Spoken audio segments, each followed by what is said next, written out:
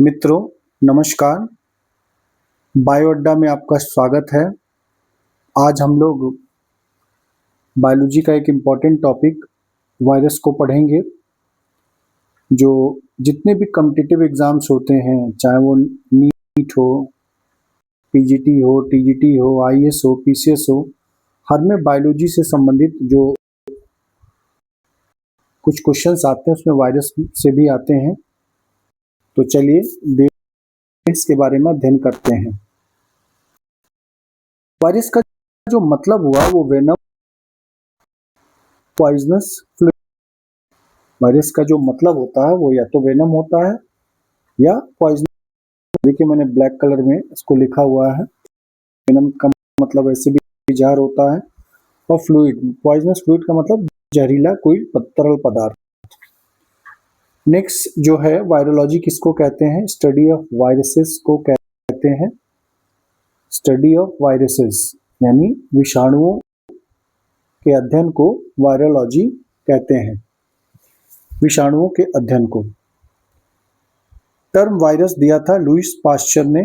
जो टर्म जो वायरस है उसको लुईस पास्चर ने सबसे पहले दिया था।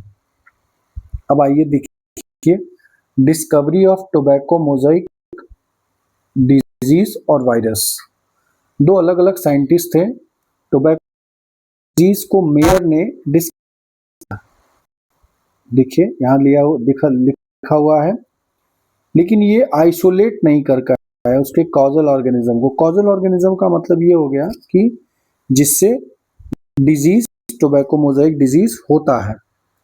बट उन्होंने कहा कि डिजीज इज ट्रांसमिशबल एंड इन्फेक्शियस। ये जो डिजीज है वो ट्रांसमिशबल है, यानी कि फैलता है एक से दूसरे में, और इन्फेक्शियस है, संक्रामक है।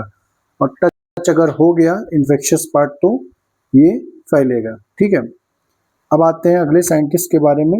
मार्टिनस बीजेरिंग एक डच माइक्रोबायोलॉजिस्ट थे, और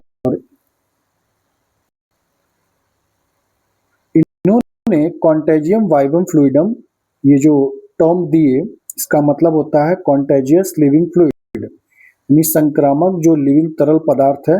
इसका मतलब ये कि अगर इसमें से पौधा है यानी रोगी पौधा है और उसका जूस निकाल के किसी स्वस्थ पौधे पर डाल देंगे तो वो पौधा भी रोग हो जाएगा। ठीक है, इसका मतलब ये हुआ कॉन्टेजियस लिविंग फ्लूइड।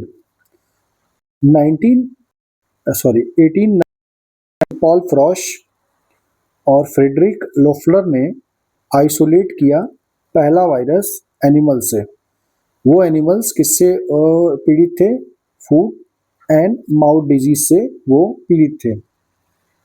ठीक है, चूंकि ये इंपॉर्टेंट वर्ड साइंटिस्ट को याद रखिएगा और ये डिजीज का नाम भी याद रखिएगा, अक्सर एग्जामिनेशंस में पूछ लेता है। ये साइंटिस्ट है पॉल फ्रॉश और फ्रेडरिक लोफलर। ठीक है, इन्होंने आइसोलेट किया। आइसोलेट मतलब अलग किया फर्स्ट वायरस को। अगले महत्वपूर्ण साइंटिस्ट हैं, देखिए वेंडाल एम स्टेनले। ये अमेरिकन माइक्रोबायोलॉजिस्ट थे। 1935 उन्होंने क्रिस्टलाइज किया tobacco Mosaic virus, isolating from tobacco leaf juice. Tobacco leaf juice से निकाला और इसको क्रिस्टल फॉर्म में कन्वर्ट कर दिया, crystal form, and said these crystals retain their infectivity for a long time if kept in bottles. उन्होंने कहा कि अगर उनके क्रिस्टल को बॉटल में रख दिया जाए तो लंबे समय तक इनकी इन्फेक्टिविटी यानी रोग फैलाने की क्षमता या रोगी करने की क्षमता रहती है, बनी रहती है। इसी के लिए इनको 1946 में नोबेल पुरस्कार से सम्मानित किया गया। एक और महत्वपूर्ण साइंटिस्ट देखिए,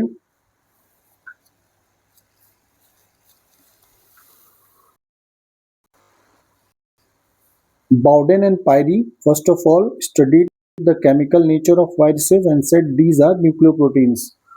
Bowden and Pyrie ने 1937 में कहा कि जो वायरस होते हैं वो दो चीजों से मिलकर बने हैं, और दोनों को उन्होंने कलेक्टिवली कहा न्यूक्लियोप्रोटीन्स नाम दिया। मतलब हो गया या तो वायरस के अंदर डीएनए होगा या न्यूक्लिक एसिड से मतलब है, और प्रोटीन मतलब प्रोटीन वाला पार्ट होगा, यानी जो बना है वो न्यूक्लिक एसिड और प्रोटीन से मिल करके बना।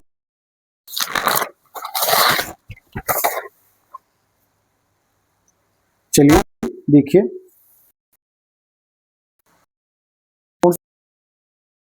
एंड एमी मोरिस, इन्होंने साइनोफेज मतलब ब्लू ग्रीन ईटिंग बैक्टीरिया को, वायरस को खोजा था। ब्लू ग्रीन एल्गी वायरस को इन्होंने खोजा था सबसे पहले, यानी ऐसे वायरस को खोजा जो ब्लू ग्रीन एल्गी को इन्फेक्ट करते हों। ठीक है, इन्हीं के बारे में बात हो रही है। They isolated the landmark blue green algae virus strain LPP1 from a waste stabilization pond. देखिए जो LPP1 है ना, वो लिम्बाया, प्लेक्टोनिमा और फॉर्मिडियम, ये तीन जो आपके ब्लू ग्रीन एल्गी हैं, इनके पहले L से लिम्बाया, P से प्लेक्टोनिमा और P से फॉर्मिडियम से मिलकर बना है। ये स्ट्रेन है, इसको उन्होंने सबसे पहले आइसोलेट था। ठीक है, अब आते हैं FM टॉट ने इन 1915 डिस्कवर्ड बैक्टीरियोफेज, यानी बैक्टीरियोफेज का मतलब हो गया bacteria eating virus, and Felix d'Herelle in 1970 use term bacteriophage, यानी ईटिंग वायरस, ऐसे वायरस इन्होंने खोजा जो बैक्टीरिया को, ऐसे वायरस जो बैक्टीरिया को किल कर देते थे या खा जाते थे। ठीक है, और जो बैक्टीरियोफेज हेरली ने किया बैक्टीरियोफेज। ठीक है, शब्द दिया टॉट एंड डे हेरली, बड़ा पूछता है एग्जामिनेशन में। Alfred D Hershey and Martha M Chase मतलब Martha Chase discovered that nucleic acid is the access part proteins. ने बताया कि उन्होंने बताया कि Alfred Hershey and M Chase discovered that nucleic acid is the infectious part not proteins, यानी protein जिम्मेदार नहीं है रोग कॉज करने के लिए। जो डीएनए या आरएनए होता है, जिसको आप न्यूक्लिक एसिड कहते हैं, वो जिम्मेदार है डिजीज कॉज करने के लिए। नेक्स्ट देखिए, ये जो साइंटिस्ट हैं प्रूसाइनर ने प्रियॉन्स को यहाँ देखिए प्रियॉन्स की बॉडी जो होती है, प्रियॉन्स मतलब क्या होता है, पी से प्रूसाइनर, पी से प्रियॉन्स और पी से प्रोटीन, याद कर लीजिएगा। इनके अंदर न्यूक्लिक एसिड नहीं पाई जाती। ऐसे माइक्रो ऑर्गेनिजम्स हैं प्रियॉन्स, जिनकी जो बॉडी है कहीं ना कहीं वो केवल प्रोटीन की बनी है, इसमें डीएनए आरएनए में। एनसीईआरटी की जो डिजीज है जो दिया, bovine spongiform encephalopathy, commonly called mad cow disease. ठीक है, कैटल में मैड काउ डिजीज होता है। ठीक है, और इसी का मिलता जुलता जो ह्यूमंस में होता है उसको कहते हैं क्रूट्सफेल्ड्स जैकब डिजीज, ह्यूमंस में होता है। ये भी प्रियॉन्स के द्वारा ही होता है। कभी एग्जामिनेशन में कि क्रूट्सफेल्ड्स जैकब डिजीज किसके द्वारा होता है, तो आप जानिएगा प्रियॉन्स के द्वारा होता है। ठीक है,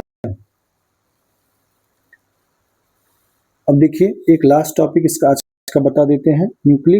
nuclein part without protein is called viroid, यानी जो न्यूक्लिक एसिड का पार्ट, इसके अंदर प्रोटीन है। यहाँ देखिए प्रियॉन्स में केवल प्रोटीन था, न्यूक्लिक एसिड नहीं था। यहाँ एक अलग तरह का ऑर्गेनिज्म आपको देखने को लगेगा, माइक्रो ऑर्गेनिज्म, जिनकी बॉडी में प्रोटीन है ही नहीं, केवल क्या है, इनकी बॉडी आरएनए की बनी हुई है, मतलब केवल आरएनए पाया जाता है, न्यूक्लिक एसिड पाया जाता है। ठीक है, और ये वायरस से छोटे हैं, इसको डिस्कवर किया था टीओ डायनियर ने, टीओ डायनर ने। अच्छा, ये डिजीज कॉज करता कौन सा? Potato spindle tuber disease, potato spindle tuber disease. धन्यवाद। अगर पसंद आएगा तो करिएगा, फिर नेक्स्ट वीडियो में मिलते हैं।